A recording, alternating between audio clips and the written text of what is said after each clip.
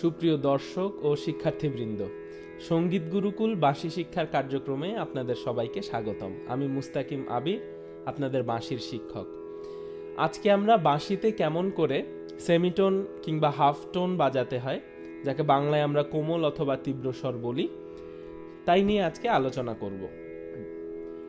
সবার প্রথমে আমাদের যেটা জানতে হবে তা হচ্ছে বাঁশিতে মূলত 12টি স্বর থাকে। বাঁশিতে নয়, সঙ্গীতে বা মিউজিকে মূলত 12টি স্বর থাকে, যে 12টি স্বরের দূরত্ব হাফ স্টেপ করে হয়, অর্থাৎ অর্ধ কদম করে এক একটি নোটের দূরত্ব থাকে। এই 12টি স্বরের মধ্যে 7টি স্বর থাকে শুদ্ধ, কিংবা আমরা এটাকে ন্যাচারাল বলি। যেই 7টি স্বর আমরা জানি, সা রে গা মা পা ধা নি, এবং এই 7টি স্বরেই আমরা এতদিন ধরে অনুশীলন করে এসেছি। তো এই 12টির মধ্যে আরও 5টি স্বর বের হয়, 7টি স্বরের বাইরে আরও 5টি স্বর বের হয়, যার মধ্যে 4টি স্বর হয় কোমল। অর্থাৎ আমাদের যেই স্বরগুলো রয়েছে সেই স্বরগুলো থেকে অর্ধেকটা ফ্রিকোয়েন্সি যদি আমরা কমিয়ে দেই, অথবা অর্ধেকটা পিচ যদি আমরা কমিয়ে দেই, তাহলে আমাদের কোমল স্বরগুলো বেরিয়ে আসে। আর শুধু একটি নোট রয়েছে, যেটি হচ্ছে মা, যাকে আমরা বাড়িয়ে দিতে পারি, যাকে কমানো যায় না। আমরা আমাদের প্রাথমিক পর্বগুলোতে বলেছিলাম যে গা মায়ের দূরত্বটা সবসময় পাশাপাশি থাকে, যার কারণে গা এবং মা পাশাপাশি থাকে এবং এদের মাঝখানে কোনো জায়গা নেই একটি নতুন নোট দেওয়ার। তো মাকে আমরা কি করে দিই? তীব্র করে দিতে পারি। তো এই নোটগুলোকে বা এই স্বরগুলোকে আমরা আমাদের কর্ড কিংবা স্কেলের ভিত্তিতে এদেরকে মেজর কিংবা মাইনর বলে থাকি। যেমন সেকেন্ড, মেজর থার্ড, এইভাবে আমরা বলে থাকি। তাহলে ভারতীয় শাস্ত্রীয় সঙ্গীতে 4টি স্বরকে আমরা কোমল করতে পারছি। সেই 4টি স্বর হচ্ছে রে, গা, ধা এবং নি। আমরা যখন এই 4টি স্বরের প্রত্যেকটি স্বরকে পুরোপুরি খুলে না বাজিয়ে অর্ধেক বন্ধ করে বাজাই, গা থেকে অর্ধেক বন্ধ করে বাজালাম, তখন এই স্বরগুলো আমাদের হয়ে যায় কোমল স্বর। রে, গা, ধা এবং নি, এই 4টি স্বর আমাদের কোমল হয়, এবং একটি মাত্র স্বর যেটা তীব্র হয় সেটা হচ্ছে মা। তাহলে কিভাবে আমরা কোমল স্বরগুলোকে বাজাবো?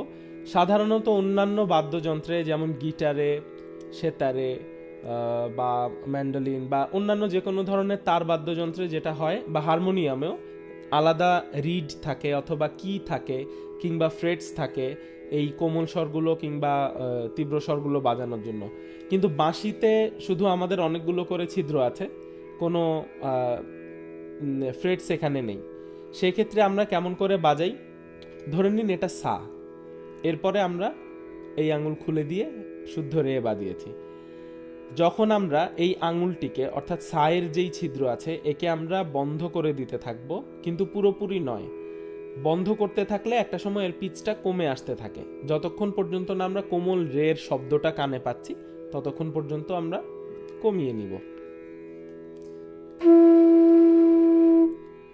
সা, শুদ্ধ রে, তাহলে কোমল রের জন্য আমরা এটাকে কমিয়ে নিয়ে আসবো।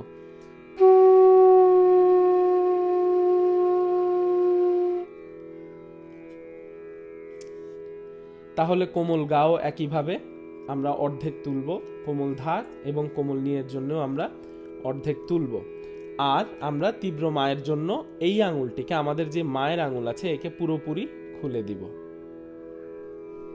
তাহলে আমরা এখন কোমল স্বরের অনুশীলনে যাব। অনুশীলনে যাওয়ার জন্য আমরা কি করব? আমরা তীব্র মাকে আপাতত এখন রেখে দিব। তীব্র মায়ের আলোচনা আমরা রাগ ইমনের পর্বে করব আশা করছি। তো আমি একবার সবগুলো স্বর, কোমল এবং তীব্র স্বর আপনাদের দেখিয়ে দিচ্ছি। সা, কোমল রে, শুদ্ধ রে, কোমল গা অর্ধেক উঠবে, শুদ্ধ গা, শুদ্ধ মা, গা এবং মা পাশাপাশি, তীব্র মা, পা, কোমল ধা অর্ধেক উঠবে, শুদ্ধ ধা, কোমল নি, শুদ্ধ নি এবং সা। তাহলে আমরা সারগামটা বাজাই, শুধু কোমল স্বরগুলো দিয়ে বাজাবো, তীব্র স্বর এখন আমরা ধরবো না। সা রে, কোমল গা, শুদ্ধ মা, পা, কোমল ধা, কোমল নি এবং সা।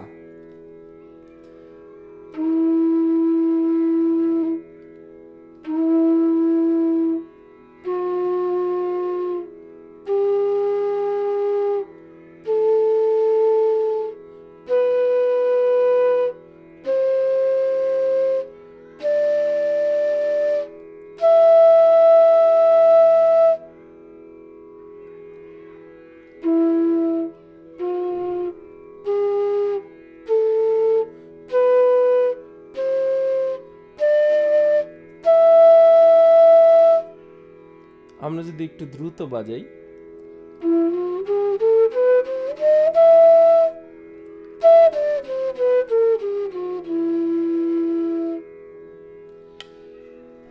মা এবং পা একসাথে বাজানোর পরে বাঁশিতে আপনার পরবর্তী চ্যালেঞ্জ হচ্ছে কোমল স্বরগুলো বাজানো। কোমল স্বরগুলো বাঁশিতে বাজানো অত্যন্ত কঠিন, যা আপনাকে প্রচুর রেয়াজের মাধ্যমে আয়ত্ত করে নিয়ে আসতে হবে, যার কোনো শর্টকাট নেই। আপনাকে প্রচুর অনুশীলন করতে হবে কোমল স্বরগুলো বাজানোর জন্য। আপনারা যখন কোমল স্বরগুলো সারগামের মাধ্যমে বাজিয়ে নেবেন, তারপরে আমাদের একাদশ পর্ব থেকে আমাদের 49তম পর্ব পর্যন্ত আবার আপনারা দেখবেন এই পর্বগুলোতে যে পাল্টাগুলো দেয়া আছে, সেই পাল্টাগুলোর স্বরগুলোকে আপনারা কোমল স্বর দিয়ে বদলে আপনারা অনুশীলন করবেন। তাহলে আজ এ পর্যন্তই। ভালো থাকবেন, সুস্থ থাকবেন, দেখা হবে আগামী পর্বে।